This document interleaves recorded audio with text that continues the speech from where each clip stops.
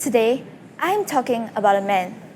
The first man I ever learned to love, but also the first man who taught me how to feel love. He showed me the unique ways we as humans can show and receive love. This man gave me my first ABC cards, my first baby walker, and my first school bag. And all these made me feel scraps of his presence in my life. But was he there when I spoke my first word, when I took my first step? Or was he there with me on my first day of school? I cannot say yes for sure. As a person who never really viewed gifts as a gesture of love, I found it hard to feel love through receiving them. And for sure, the gifts would give me happiness. But happiness that is short-lived, it is temporary, because it is incapable of replacing the value of quality time. And thus, this misunderstanding between me and my father about our different love languages was the core reason I used to face difficulty in accepting that my father loved me the way he claimed he did. Looking back when I was younger, I remember sitting at the dining table every night asking my mother the same question. "Where's Pa?" I felt silly to have the slightest hope that he'd be home for dinner that night.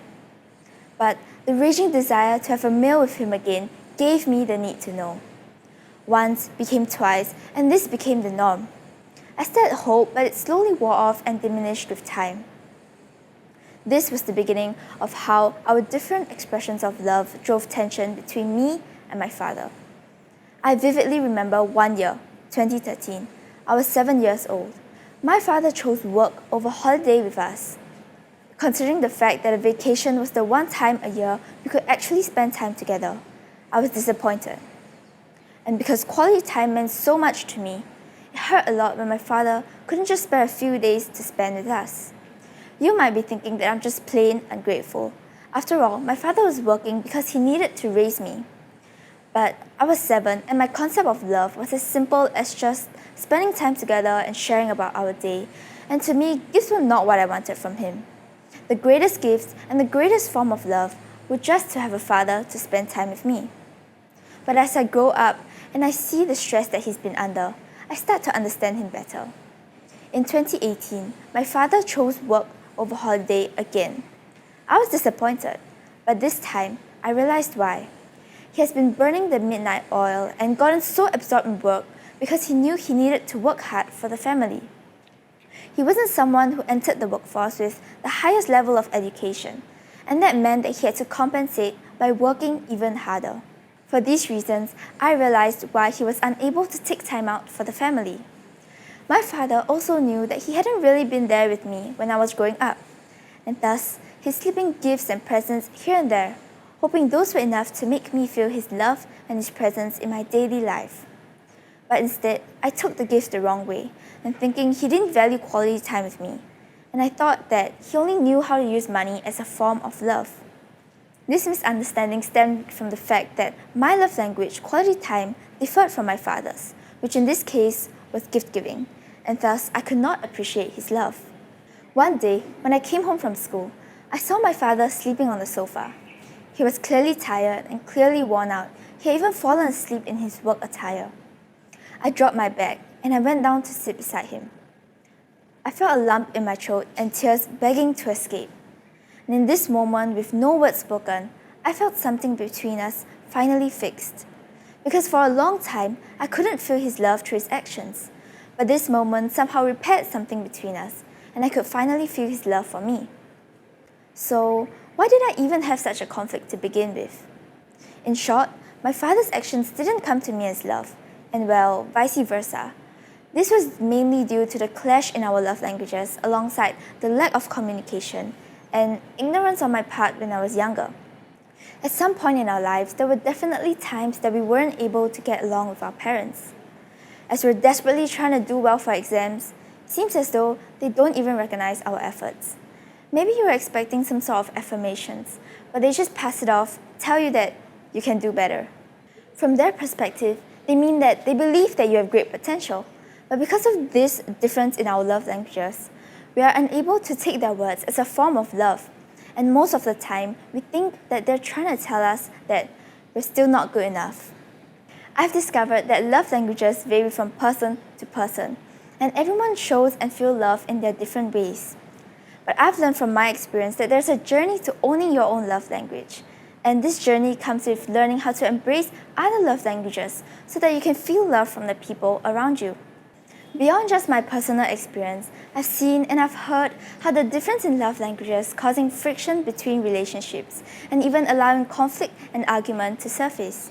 Specifically in the context of a parent-child relationship, a parent can do so much for their children in terms of acts of services, a typical love language in an Asian household. They can cook for them, clean for them, and even when they think we can feel love through these things, we can't. Sometimes it is the quality time and the words of affirmations that many of us crave. And as time goes by, our parents get busier with work, we ourselves get caught up with our teenage years. And with so many things fighting for our attention, communication often takes the back seat. And this is when the gap in our relationship widens even more. And this is when the importance of learning love languages comes in. I mean, we are the younger ones, so shouldn't it be our parents who put in the effort to understand us? That was what I thought before, but I was wrong. As I look at everything around me, from the simplest of food on the table to the expensive branded items that I own, I no longer view them as just mere gifts. Through them, I recognize my father's work and my father's love. And this grew in me from the art of gratitude. To be grateful is our duty. With gratefulness comes content, comes happiness. Because gratefulness helps us to see the work behind the little things. I remember friends once told me to be grateful for my parents because they gave me everything that I have. And although I heard this from my own parents many times before, this one lingered in me, and it made me realize that I should start being grateful for the little things that my parents do for me. Love is meant to be unconditional. I believe that love is meant to be unconditional. But sometimes it feels conditional because only when we do well, we behave well. It's when our parents buy us things or compliment us. Although that is not what they intend to convey, it sometimes causes us to be in conflict with ourselves and even question their love at times. This is when my second suggestion comes in, to communicate. It sounds cliche, but communication could really bring about better understanding between two people. To sit down and really share about your feelings could clear any doubt and confusion about the intentions behind our actions. This can ultimately strengthen a relationship and put both parties on the same page as each other. Love cannot be simplified into one or two specific ways.